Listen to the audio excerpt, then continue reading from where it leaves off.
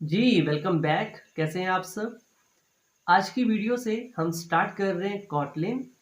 इस सीरीज़ में हम कॉटलिन को बहुत ही बेसिक लेवल से सीखना स्टार्ट करेंगे।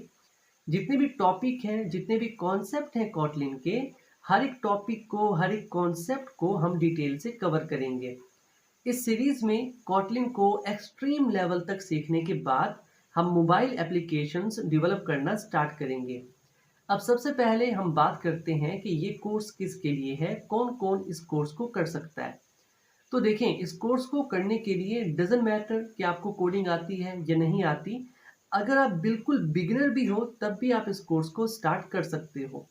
इस कोर्स को करने के आपको 2 फ़ायदे होंगे।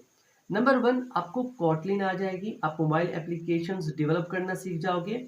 सेकंड जो एडवांटेज आपको मिलेगा वो ये है कि इस कोर्स को करने के बाद अगर आप कोई और प्रोग्रामिंग लैंग्वेज सीखना चाहते हो तो उसको सीखने में आपको ज़्यादा वक्त नहीं लगेगा, क्योंकि इस कोर्स में जितने भी प्रोग्रामिंग के कोर फंडामेंटल्स हैं उन सब को हम कवर करेंगे काफ़ी डिटेल के साथ।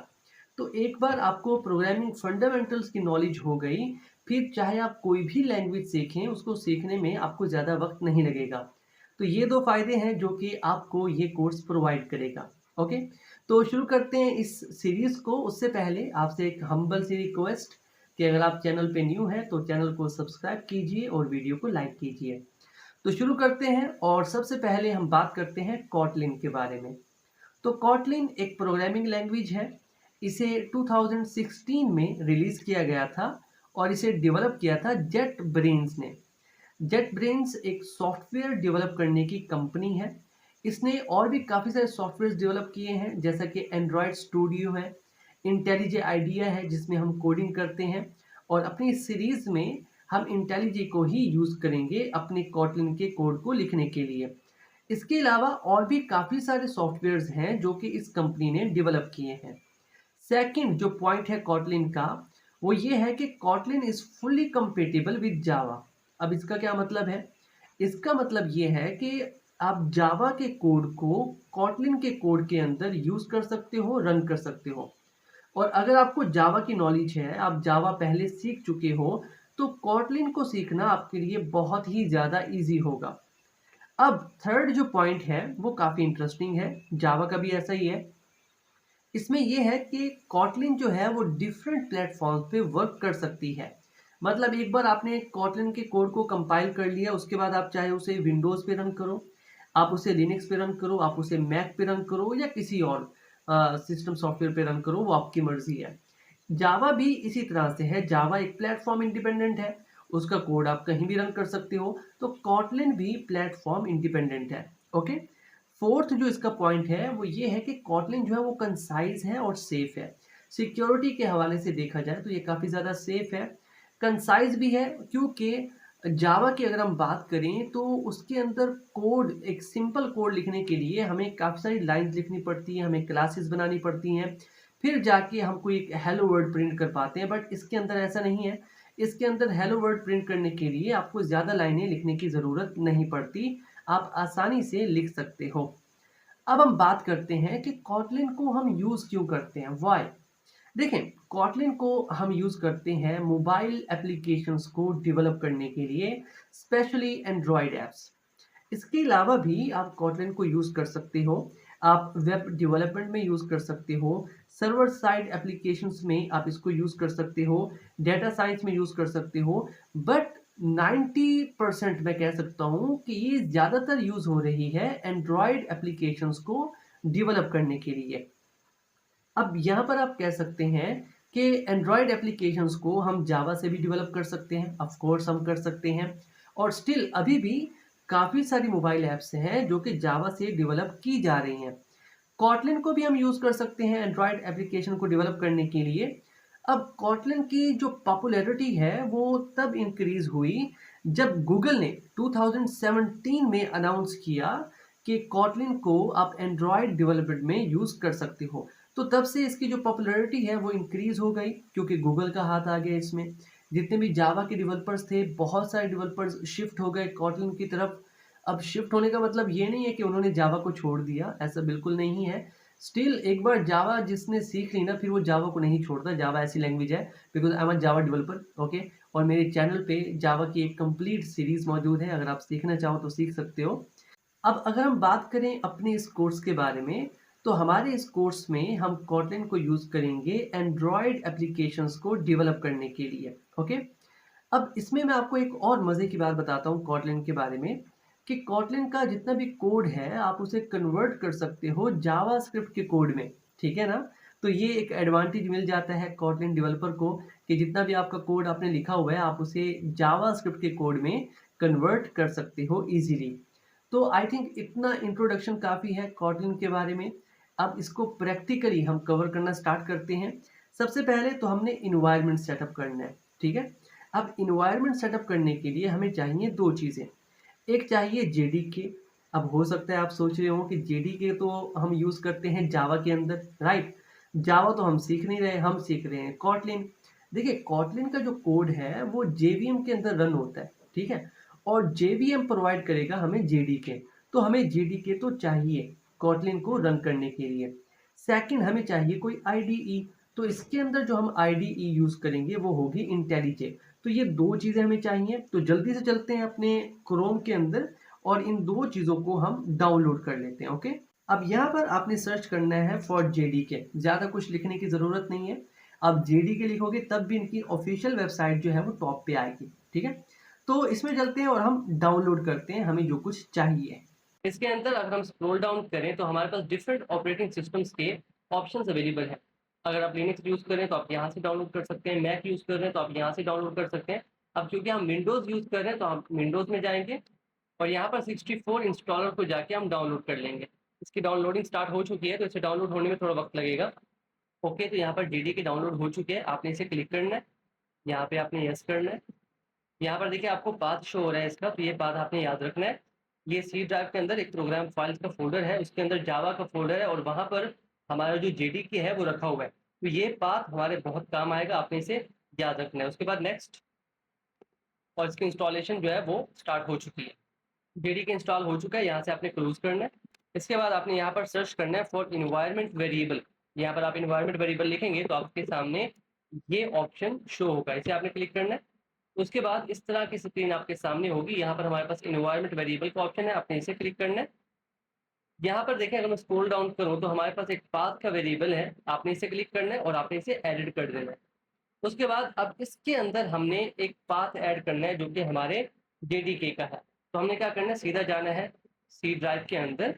यहाँ पर हमारे पास प्रोग्राम फाइल्स का एक फ़ोल्डर है, इसके अंदर जावा का फ़ोल्डर, इसके अंदर है जेडीके, इसके अंदर है बिन फ़ोल्डर। तो हमने क्या करना है, इस बिन फ़ोल्डर का जो पाथ है इसे हमने यहाँ से कॉपी कर लेना है। यहाँ पर आपने न्यू पे क्लिक करना है और वो पाथ आपने यहाँ पर पेस्ट कर देना है। उसके बाद आपने क्या कर देना है, ओके। यहाँ से भी आपने ओके कर देना है और यहाँ से भी ओके। अब हम चेक करेंगे कि जेडीके हमारे सिस्टम पे काम कर रहा है या नहीं कर रहा, तो उसके लिए हम कमांड प्रॉम्प्ट ओपन करेंगे। तो यहाँ पर आपने सर्च करना है cmd, ओके। अब यहाँ पर हम चेक करेंगे जावा वर्जन, एंटर करते हैं। तो यहाँ पर देखिए हमारे पास जावा का वर्जन यहाँ पर शो हो रहा है। इट्स मीन जेडीके हमारे सिस्टम पे इंस्टॉल हो चुका है और वो काम भी कर रहा है। अब इसके बाद हमें चाहिए इंटेलीजे अपने कोड को लिखने के लिए। तो आपने गूगल पे आना है, यहाँ आके सर्च करना है फॉर इंटेलीजे। तो ये वेबसाइट आपके सामने है, ये भी जेट ब्रेन्स की ही वेबसाइट है, ठीक है। तो यहाँ पर देखिए हमारे पास ऑप्शन है एग्जीक्यूटेबल फाइल का फॉर विंडोज़। इस पर आपने क्लिक करना है और आपकी जो डाउनलोडिंग है वो स्टार्ट हो चुकी है। अब इसके डाउनलोड होने के बाद आपने इसे सिंपली इंस्टॉल कर लेना है। आपने सिर्फ नेक्स्ट नेक्स्ट करते जाना है और ये इंस्टॉल हो जाएगा। इंस्टॉल होने के बाद कुछ इस तरह की स्क्रीन आपके सामने होगी। अब हम यहाँ पर क्रिएट करते हैं एक न्यू प्रोजेक्ट। तो उसके लिए आपने न्यू प्रोजेक्ट पे क्लिक करना है और यहाँ पर आपने नेम सेट करना है अपने प्रोजेक्ट का। आप कोई भी नाम सेट कर सकते हो, आपकी मर्ज़ी है। बट क्योंकि ये हमारी सीरीज़ का फर्स्ट चैप्टर है, तो मैं इसे नाम दूंगा चैप्टर 01, ओके। उसके बाद इंटेलीजे को ही मैं रहने दूंगा। यहाँ पर जेडीके का वर्जन है जो कि हमने थोड़ी देर पहले डाउनलोड किया। उसके बाद आपने इसे कर देना है क्रिएट, और कुछ करने की ज़रूरत नहीं है। यहाँ पर देखिए हमारा जो प्रोजेक्ट है वो क्रिएट होके आ चुका है और हमारे पास एक फाइल भी है main.kt। अब ये जो .kt है ये एक्सटेंशन है कोटलिन की। जितनी भी प्रोग्रामिंग लैंग्वेजेस होती हैं ना, हर एक की फाइल की ना एक एक्सटेंशन होती है, जिसे देख के हम बता सकते हैं कि ये कौन सी लैंग्वेज की फाइल है। फॉर एग्जांपल अगर हम जावा की बात करें तो उसकी एक्सटेंशन होती है डॉट जावा।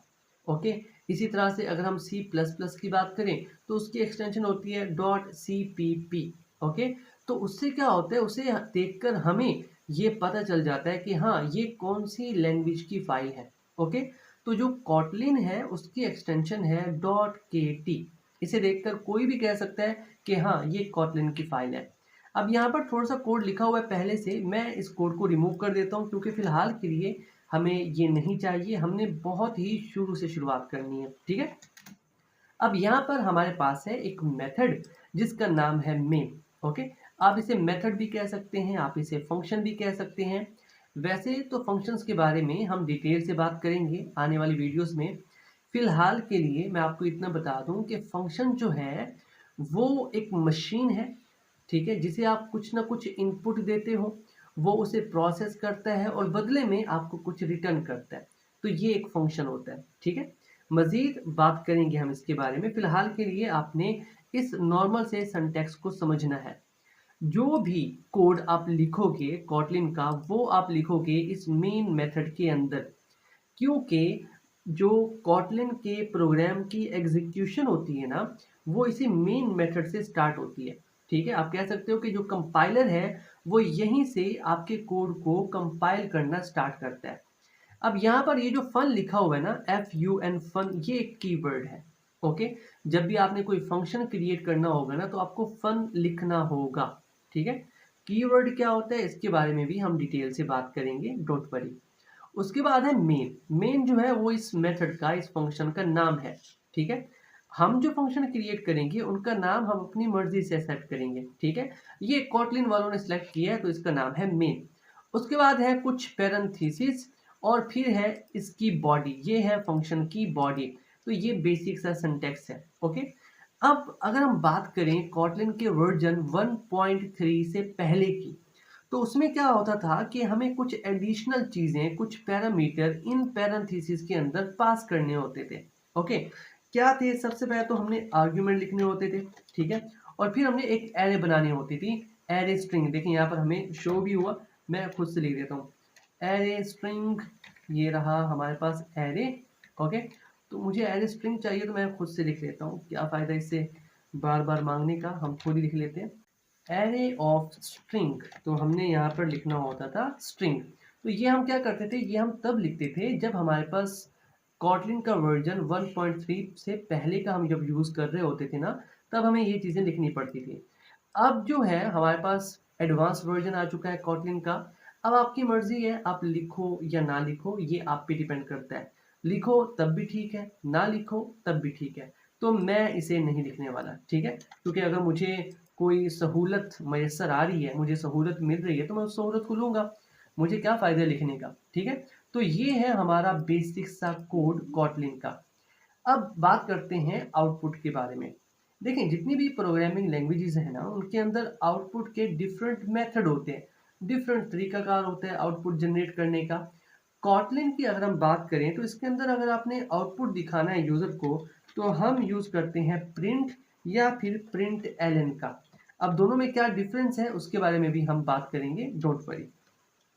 तो जी, यहाँ पर हम लिखते हैं सबसे पहला हमारा आउटपुट।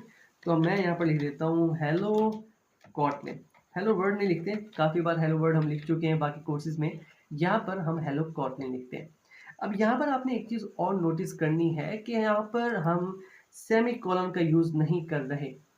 ठीक है, वैसे अगर देखा जाए जावा लैंग्वेज को, सी प्लस प्लस को, सी को, सी शार्प को, तो उसके अंदर ये जो सेमी कॉलन है ना, इसका बहुत फंडा है। मतलब आपको ये यूज़ करना ही होता है हर स्टेटमेंट के आखिर में। ठीक है, मतलब ये जो मैंने लाइन लिखी है ना कोड की, ये मेरी एक स्टेटमेंट है, इसके आखिर में मुझे सेमी कॉलन लगाना ही होता था। बट अब हमें ज़रूरत नहीं है सेमी कॉलन लगाने की, और आप यहाँ पर लगा भी नहीं सकते। ठीक है, तो एक बार इस प्रोग्राम को सेव करते हैं और यहाँ पर हमारे पास आइकन है इसको रन करने का। यहाँ ऊपर भी हमारे पास आइकन है रन करने का। जहाँ से आपका दिल चाहे आप रन कर सकते हो, मैं यहाँ से करूँगा। ठीक है, तो इसे रन करते हैं इस मेन फाइल को और थोड़ा वेट करते हैं।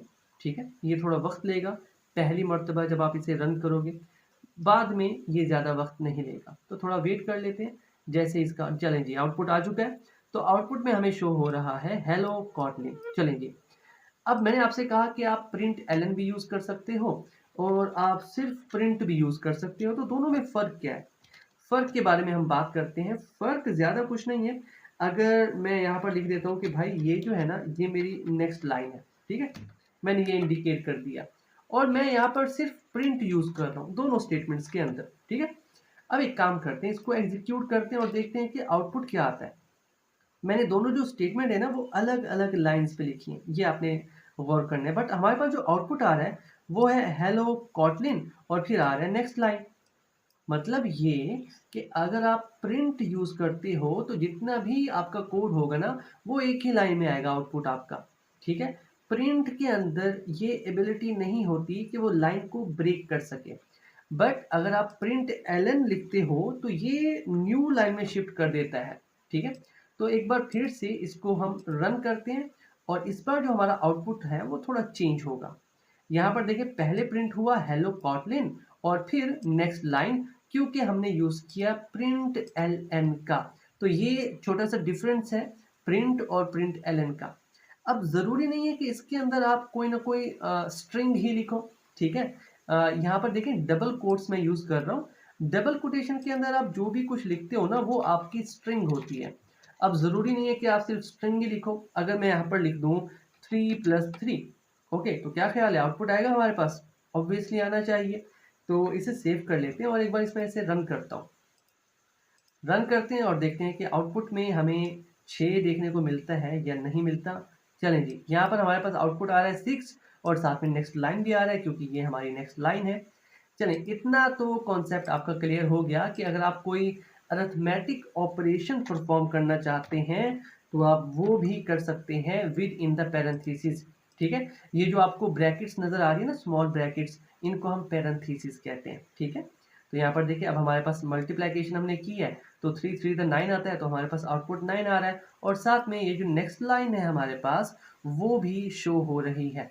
आई होप इतना आपका जो कॉन्सेप्ट है वो क्लियर हो चुका होगा कि what is the difference between println and print, और आप स्ट्रिंग के अलावा कुछ और भी यूज़ कर सकते हो, ठीक है?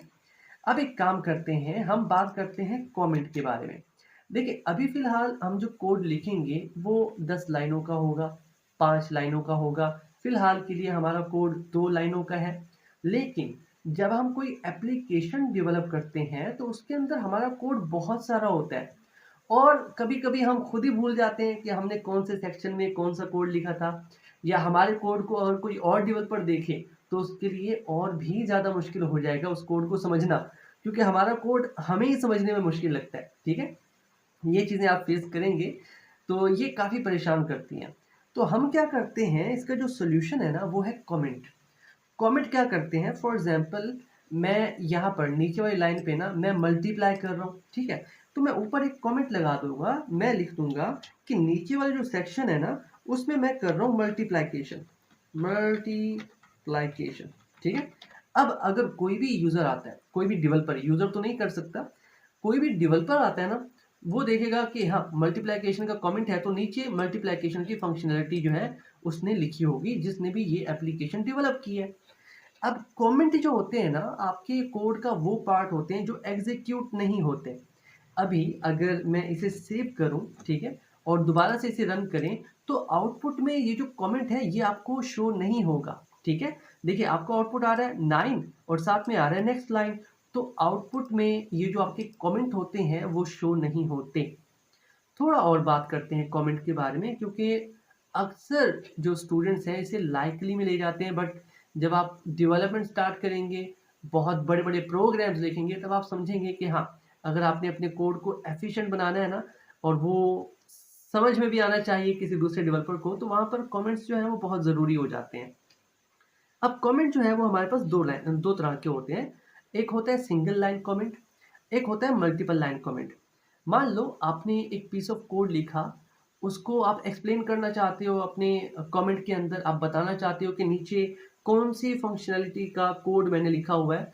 तो हो सकता है आप एक लाइन में एक्सप्लेन कर सको, हो सकता है आपको 2 लाइनें लिखनी पड़ जाए। जैसे यहाँ पर मैंने एक लाइन लिखी मल्टीप्लिकेशन और मान लो मैंने आगे भी कुछ लिखना है, बट लाइन खत्म होगी और मैं न्यू लाइन पे आना चाहता हूँ, अब गड़बड़ है। देखिए रेड लाइन आपको शो हो रही है, ठीक है।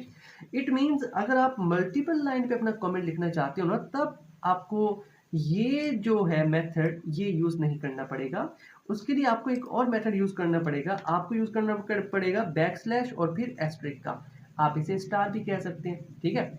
और इसे एंड करना नहीं भूलना, क्योंकि अगर आप इसे एंड नहीं करोगे तो जितना भी आपका कोड होगा वो कमेंट के अंदर ही कंसीडर होगा। समझ रहे हो? देखो यहाँ से कमेंट स्टार्ट हो रहा है, मैंने इसे एंड नहीं किया तो यहाँ तक आ रहा है, तो मुझे इसे एंड भी करना पड़ेगा। कैसे एंड करेंगे? सबसे पहले हम स्टार लगा देंगे और फिर हम लगा देंगे बैकस्लैश। That's it. अब ये हमारा हो गया मल्टीपल लाइन कमेंट। अब अगर मैं इसे सेव करूं और दोबारा से रन करूं तो ऑब्वियसली ये भी हमारे आउटपुट में शो नहीं होगा।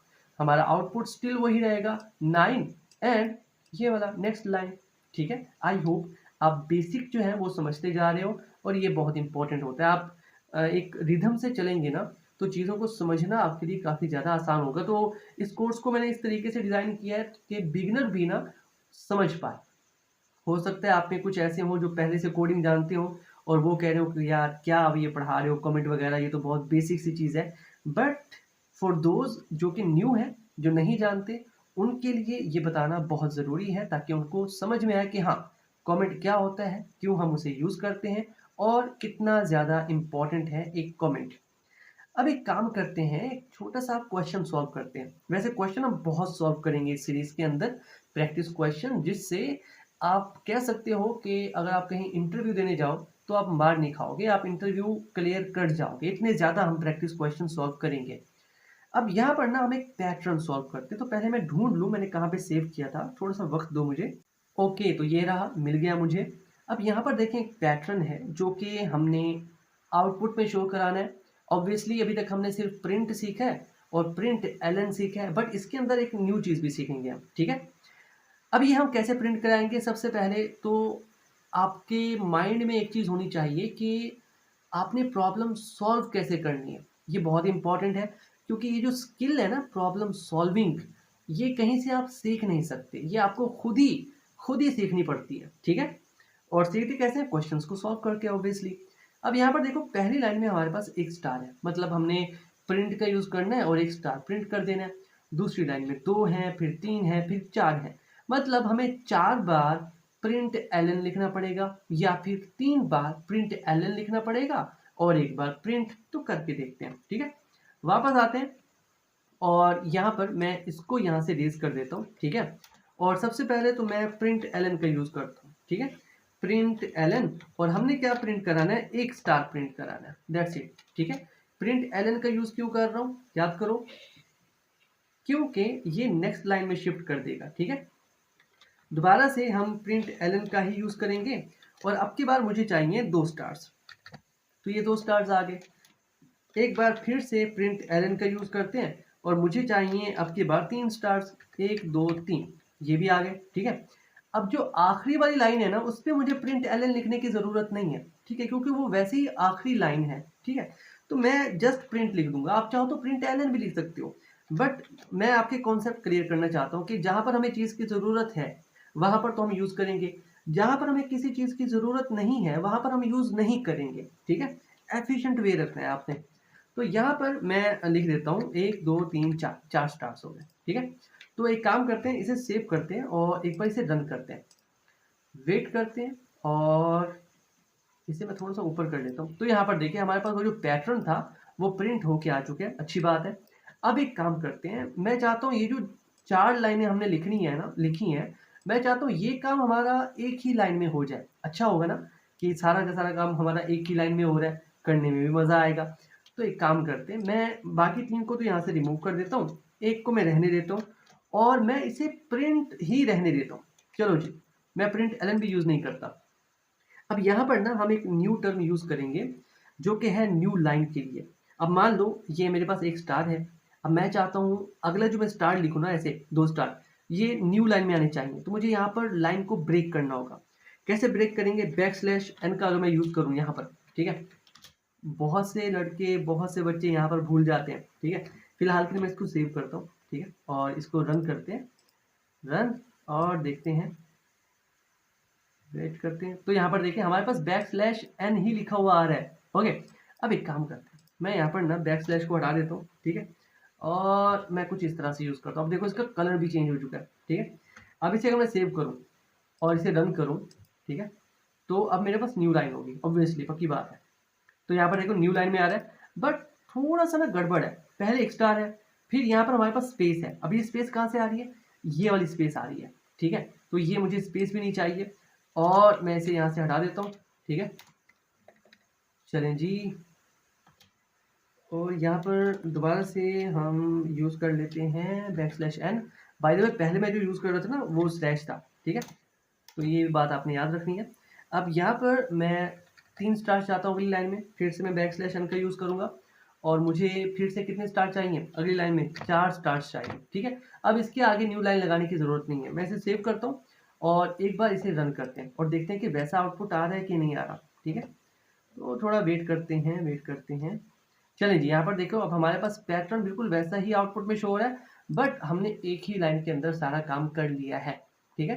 तो ये कुछ इंपॉर्टेंट, मैं इंपॉर्टेंट इतना ज़्यादा तो नहीं कहूँगा, बट बेसिक लेवल पे आप इसे इंपॉर्टेंट कह सकते हो, ठीक है। इन चीज़ों का आपको पता होना चाहिए। हमने एक बेसिक सा क्वेश्चन सॉल्व कर लिया, आपने क्या करना है, इसके रिलेटेड कुछ और प्रैक्टिस क्वेश्चन सॉल्व कर लेने हैं। सबसे पहले तो आपने इन्वायरमेंट सेटअप कर लेना है, ठीक है, क्योंकि बहुत से बच्चे जो है वो वीडियो तो देख लेते हैं, बट इन्वायरमेंट सेटअप करते हैं बहुत टाइम के बाद। आप इन्वायरमेंट सेटअप कर लो, कोड पहला आज ही लिख लो, अभी वीडियो देखिए, अभी लिख लो, साथ के साथ आप चलते जाओ ताकि आपको मुश्किल ना हो बाद में। कोडिंग जितनी ज़्यादा आप लिखोगे ना उतने ज़्यादा आप एक्सपर्ट होगे। अगर आप देखते रहोगे तो बस फिर देखते ही रहोगे, ठीक है। सो मेक श्योर कि आप साथ के साथ प्रैक्टिस भी करो, ये चीज़ें आपके लिए बहुत फ़ायदेमंद साबित होंगी, ठीक है। चलिए जी, ये काम तो हमारा हो गया। हमने कॉटलिन की हिस्ट्री के बारे में बात की, हमने देखा कॉटलिन से आप क्या-क्या बना सकते हो, हमने एनवायरनमेंट को सेटअप किया, हमने पढ़ा what is the difference between println and print, हमने \n को भी यूज़ करके देखा, हमने एक पैटर्न भी सॉल्व किया, हमने कमेंट के बारे में पढ़ा। 2 तरह के कमेंट होते हैं, single line comment and multiple line comment, दोनों को हमने यूज़ किया, ठीक है। तो ये हमारा फर्स्ट चैप्टर था जो कि कंप्लीट हो चुका। नेक्स्ट चैप्टर में हम थोड़ी और चीज़ों के बारे में बात करेंगे, थोड़ा डिटेल से बात करेंगे। तब तक के लिए इतना ही। तो अभी अगर आपने अभी तक सब्सक्राइब नहीं किया चैनल तो वो भी सब्सक्राइब कर लो। मिलते हैं आपसे नेक्स्ट वीडियो में, तब तक के लिए keep connected and keep coding. Thank you.